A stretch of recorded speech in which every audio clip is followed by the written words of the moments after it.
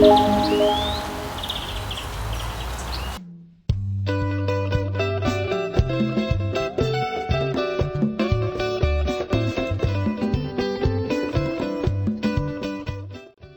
une autre chose que je trouve aussi, parfois nous trouvons une certaine fermeture des églises pour la question missionnaire universelle, non?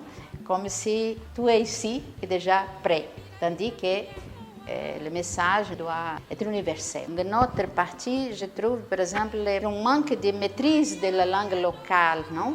Comme nous sommes plusieurs parties, on change, alors apprendre bien la langue, la culture pour une évangélisation en profondeur est une difficulté, je pense, que peut limiter.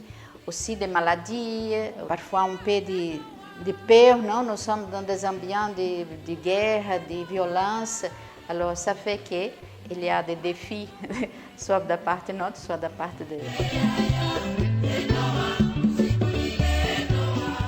Je veux dire que le continent africain est très riche, non? De richesses naturelles, valeurs culturelles, l'essence de la famille, de la communauté, la créativité, de la joie. Hein? Sont des valeurs, non? Que nous trouvons quand nous sommes ici au continent africain. Malheureusement, il y a aussi non, d'exploitation, d'oppression, de corruption, de violence.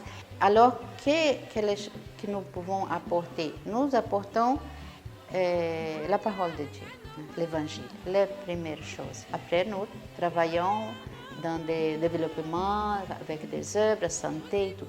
Mais le principal est l'annonce de la parole de Dieu et aussi mettre des signes du royaume de Dieu. Là où nous sommes. Si on travaille dans une école, pourquoi? Pour que les gens puissent se développer, ouvrir les yeux. Alors, ce que nous portons, le plus précieux est l'annonce de l'Évangile.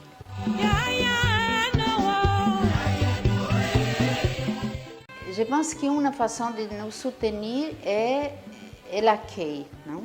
Parce que nous sommes de plusieurs pays, nous venons, nous devons apprendre. Et alors, quand on trouve cet accueil, non, ça nous aide aussi pour réaliser notre vocation, notre travail.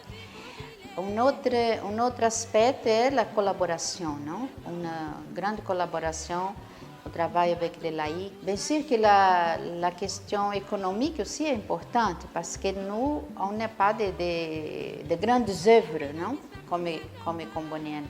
Et alors, comment que l'Église locale est capable aussi d'appuyer notre présence, notre travail. Hein? Mais nous cherchons aussi de travailler, non? De travailler pour nous soutenir.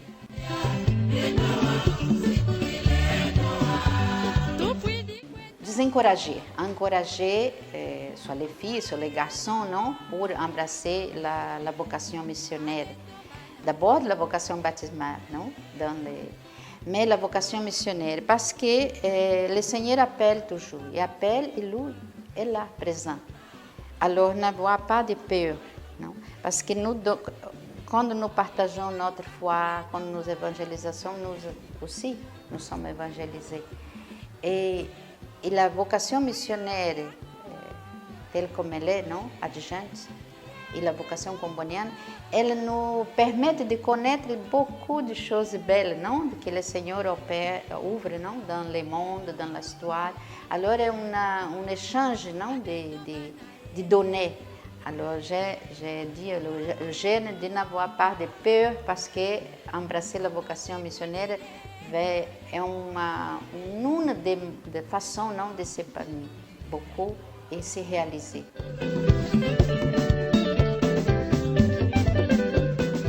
Un grand merci. Un grand merci parce que moi, le temps que mes cheveux n'étaient encore blancs, je suis arrivée en Afrique et toujours j'ai trouvé de l'accueil, j'ai trouvé des aides pour ma vie spirituelle, pour ma vie comme femme consacrée. Et alors, je dis un grand merci. Hein, et ne laissez pas d'écouter chaque jour la parole de Dieu. Parce que là que nous trouvons la force et l'espérance. Non? Nous sommes dans l'année jubilaire, alors cette espérance doit être notre compagne, non? De chaque jour, et aussi dans un style synodal, non? Avec l'Église, avec les autres religions, avec la société, mais pour construire le royaume de Dieu, parce que tous nous sommes enfants de Dieu. Alors, un merci et un appel à être personne de dialogue, de paix, de réconciliation, de rencontre, non? Parce que nous sommes là pour vivre la joie.